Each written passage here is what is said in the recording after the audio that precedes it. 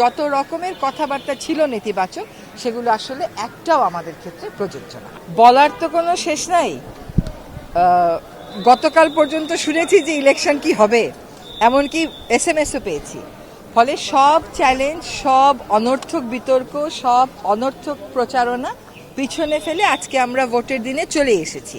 এবং দেখেন এখানে আমেজটা, মানুষ সত্যিকার অর্থেই ক্ষমতায়িত, সে তার ভোট দিতে পেরে আনন্দিত, সুশৃঙ্খলভাবে সবাই ভোট দিচ্ছে।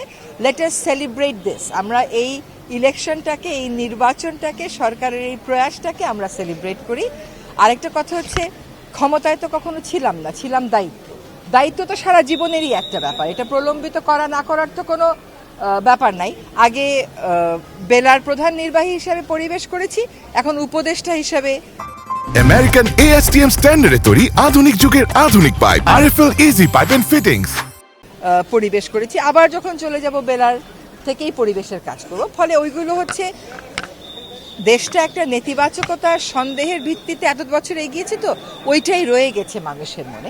আজকে ইলেকশনের দিনে, এরকম শান্তিপূর্ণ ভোটের দিনে এটা প্রমাণিত হলো যে যত রকমের কথাবার্তা ছিল নেতিবাচক সেগুলো আসলে একটাও আমাদের ক্ষেত্রে প্রযোজ্য না।